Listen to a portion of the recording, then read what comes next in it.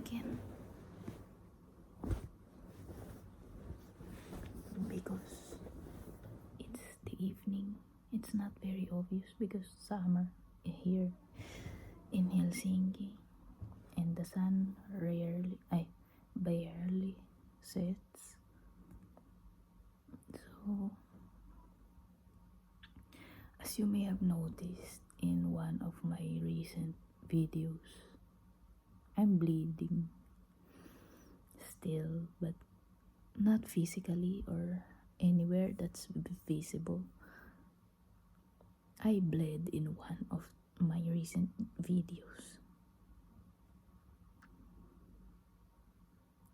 I'm not sure if it's the one where I talked about anger or if it's the one where I talked about kindness and attempts in changing the idea of human nature. And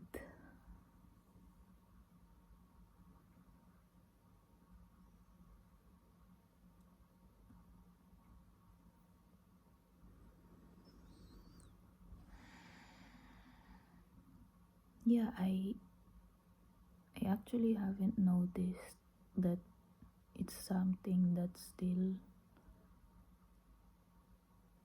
affects me somewhere.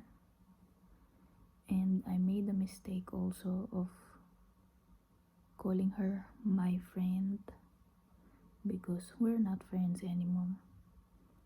That's another thing that I'm not sure what to call someone when you used to be friends and you're not friends anymore. I'm not sure if we have a word for that or just a phrase, oh, we're friends before, we're not friends anymore, sort of labeling. But in my mind, she's still written as a friend, so, and I haven't realized that until I made that video. And the high expectation, sort of expecting too much, was kind of still bleeding somewhere. Those phrases. And it's a good feedback to know that yeah, I have those tendencies. It's a good feedback because, to be honest, a lot of things that I find normal when I'm alone and when I speak about them when I'm with people, apparently they're not normal. So it's nice to sometimes hear different perspectives so I could understand people or society or the world better.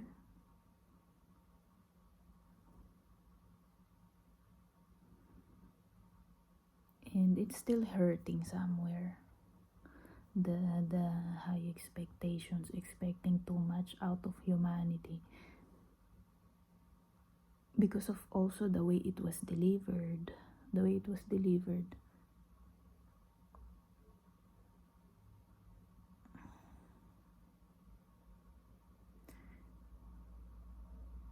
And also, again, maybe the way I found out that the friendship has ended. I guess that's also one thing that added to the impact of the phrases, because this friendship didn't officially end. I didn't get a message that, oh, we're not meeting anymore, or along the lines of that, even though I asked for it after the big argument. I said that oh, if this friendship, I sent some other things, but the one that's asking for it was this, along the lines of, oh, and if this friendship is hindering your growth in some form, I would also appreciate the kind of honesty that you showed me earlier. I also want to know if this friendship is not something you can still take with you as you go on with your life. I want to know, so I will know what to do, and I will know not to reach out anymore if that happens, or if that's the decision that the situation is calling for. And I didn't know that the friendship was over until one of our flatmates, which you've met, which is a common friend of hers. I asked her before she left, oh, have you told the name of my friend? Let's call her a friend.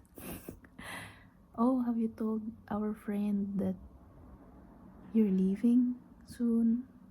Are you meeting with her? Or something like that. And she said, yeah, we're meeting with the flatmate of our friend. And we're going to the garden, to his garden, and we're having some lunch there. And I didn't hear about this. Normally, if something like that happens, if there's a mini gathering, we have a group chat for it, that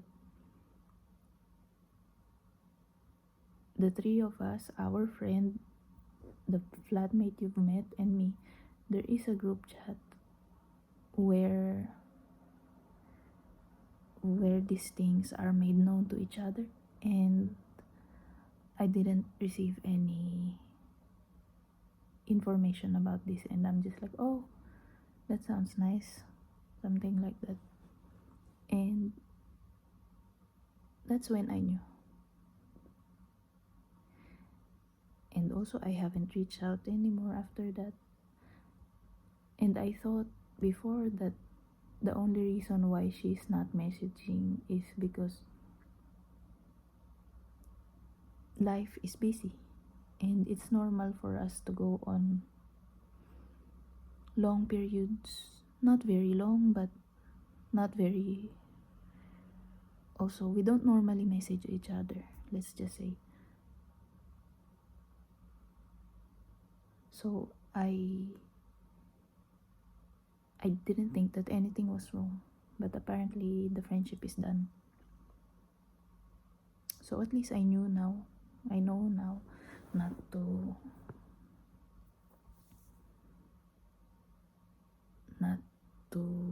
reach out anymore. But I did learn a lot from that, and one of the things is that I feel like our friendship, or my idea of it at least, is not the same as hers.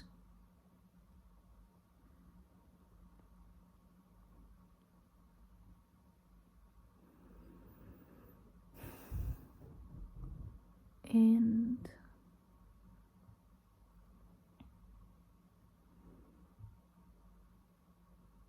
I noticed also that there isn't really an emotional connection somewhere. We don't talk about things that involves emotion in general, and that I haven't really noticed because we are always discussing things there's this one topic, and then we will offer each other our perspectives on it, or we will have a little debate, and topics will just grow or light up in different directions and like that. So it's more like intellectual sort of engagement, and there's really no bonding that happened. Maybe there is some bonding in some way, or maybe on my side, because obviously I'm deeply affected by this, but there isn't really. Maybe that's also the reason why it's easy for her to kind of discard me. Or I also don't know that. I'm just guessing because I got left behind, and before, when I first got ghosted, it's in a romantic situation. It took me years to heal from that. A lot of crying also. But I guess now that I'm older,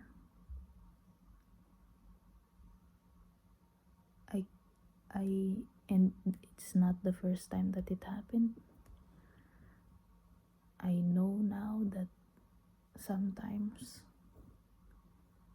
life moves, or the train of life moves very quickly, or without any notice, or it changes tracks, or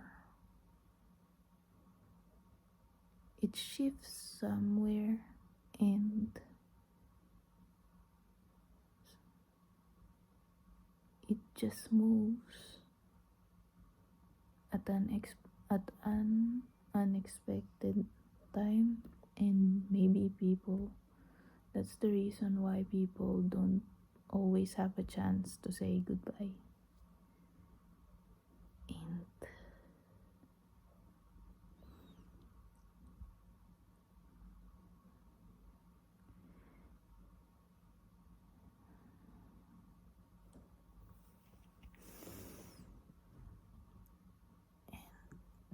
it is what it is, I guess. It is what it is. I'm not.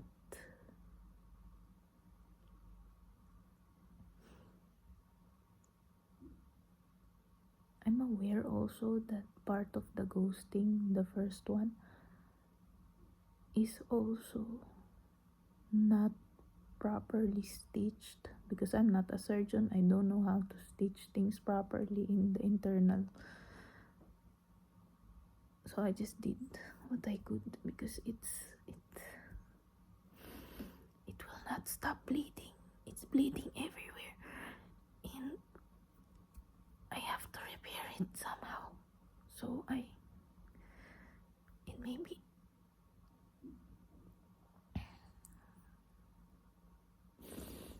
I did something wrong.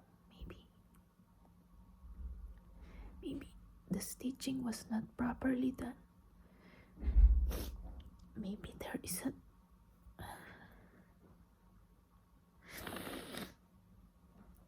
there is a part that got infected somewhere,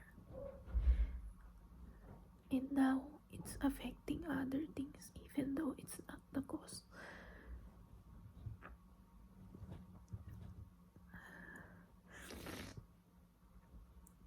And maybe that's why this look at this. Like, what the fuck is that?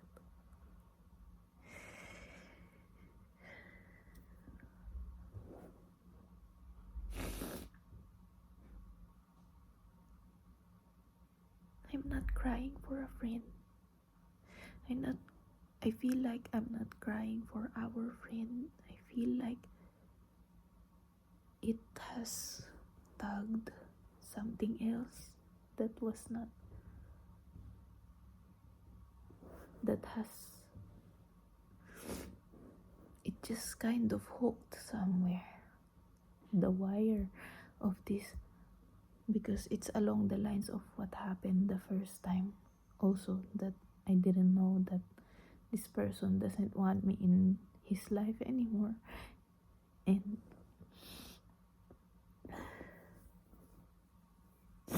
that's why that's why that's why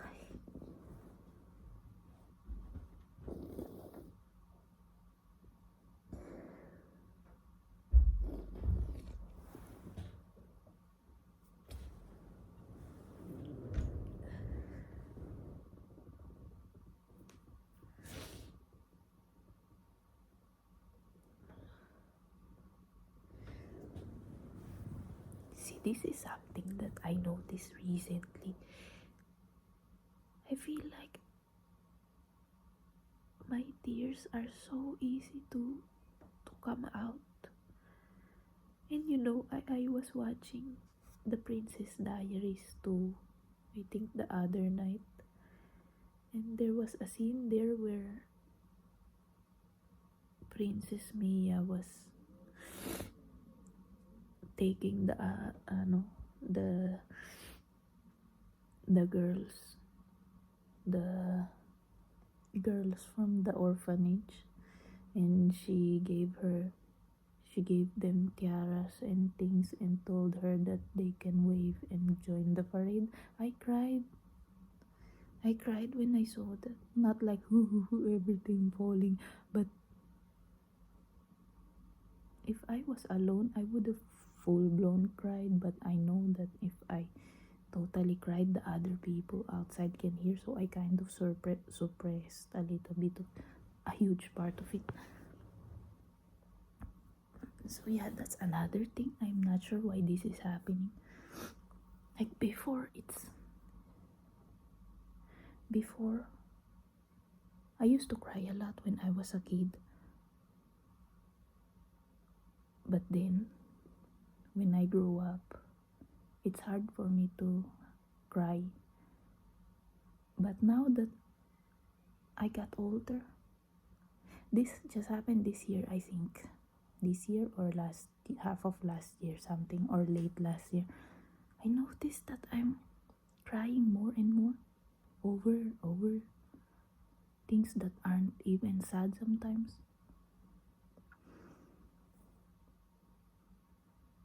Don't know why is that. Do you also cry a lot sometimes? No. If something triggers it, are your tears sort of just say hi? So yeah, we went on another side quest again. Princess Diaries. Hi. Yeah, high expectations. Expecting too much. Because for me, it doesn't feel like expecting too much out of humanity. It feels like I'm being hopeful. Maybe I'm just not good at wording it. I'm being hopeful that we can do better than this. We can do better. We're smart enough. We have a heart somewhere. We can do better.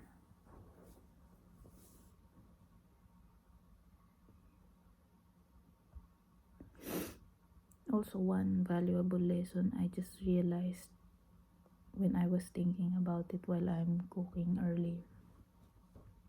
The entire expecting too much feedback. I was thinking about it in one sentence that formed inside my brain.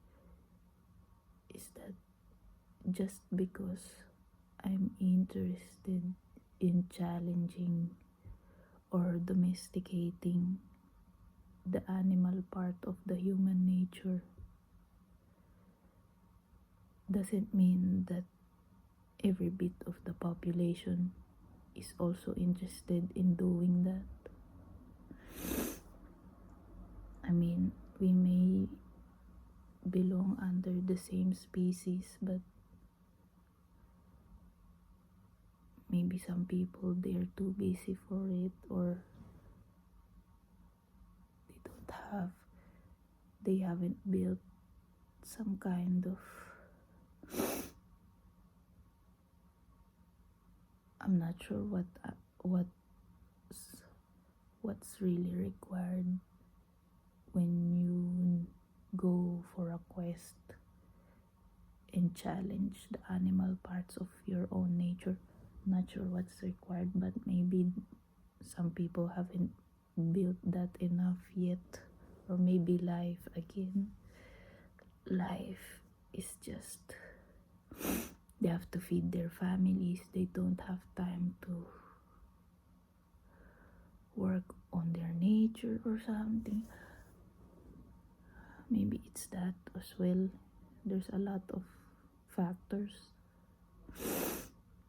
Maybe their government is so corrupt that they don't even get a chance to become better people. Yeah, some country there in Southeast Asia is so corrupt.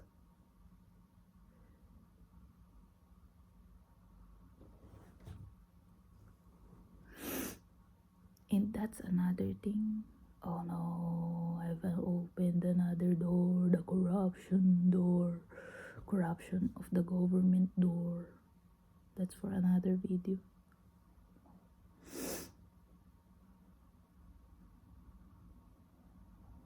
Yeah.